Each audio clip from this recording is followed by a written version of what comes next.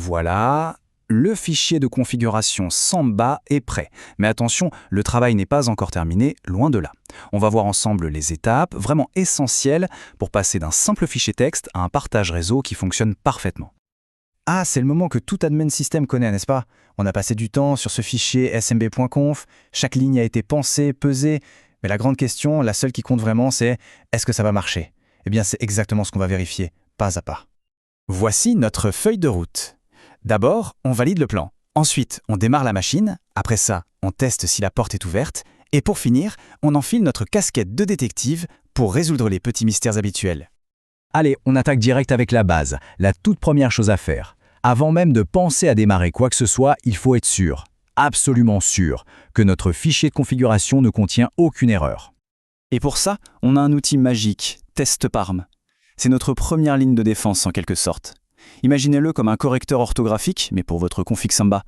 Il va lire le fichier smb.cons et nous dire tout de suite s'il y a une erreur de syntaxe, le genre de petit détail qui pourrait tout bloquer.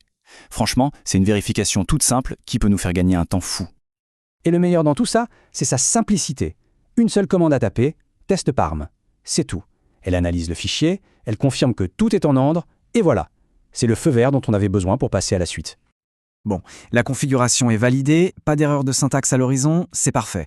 Maintenant, il est temps de démarrer le moteur, d'allumer les services Samba pour de bon. Ok, pour démarrer, on va suivre 3 étapes clés. D'abord, on redémarre les services pour qu'ils prennent en compte notre nouvelle config. Logique. Ensuite, la grande question. Est-ce qu'il tourne vraiment? Un petit coup de systemctl status et on est fixé.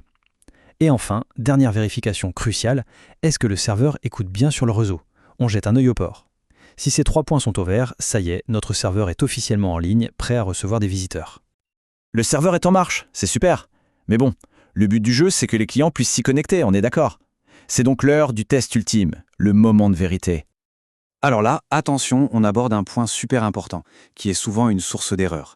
La distinction entre un utilisateur Linux et un utilisateur Samba. Il faut bien comprendre ça.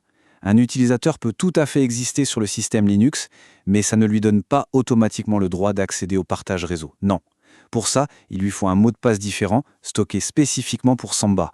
C'est comme avoir une clé pour entrer dans l'immeuble. Ça, c'est l'utilisateur Linux. Et une autre clé pour ouvrir son appartement, ça, c'est l'utilisateur Samba.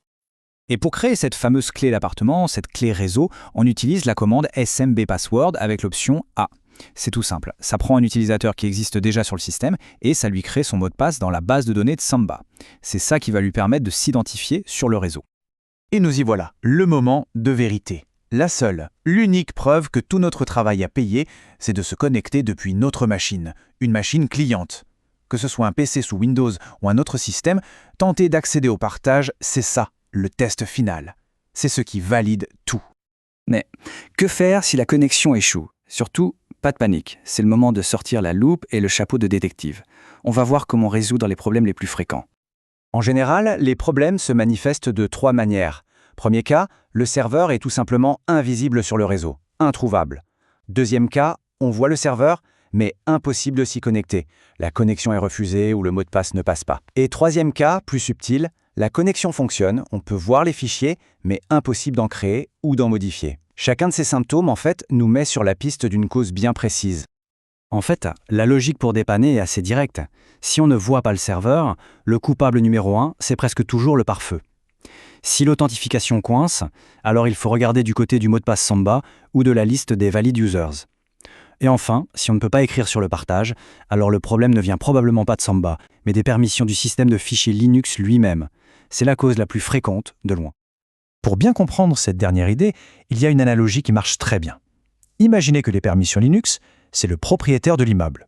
Et les permissions Samba, c'est juste la clé de la porte de l'appartement. Samba peut vous donner une clé qui fonctionne, mais si le propriétaire a décidé de condamner la porte, eh bien votre clé ne sert plus à rien. C'est le système de fichiers Linux qui a toujours le dernier mot. Si on retient ça, on résout 90% des problèmes d'écriture. Et voilà, on est passé d'un simple fichier texte à un partage réseau qui fonctionne. La connexion est établie, les fichiers sont accessibles. C'est une étape énorme. Mais une nouvelle question se pose et elle est cruciale. Maintenant que ça marche, comment faire pour que ce soit vraiment sécurisé? C'est ça la prochaine étape, le prochain défi pour vraiment maîtriser Samba.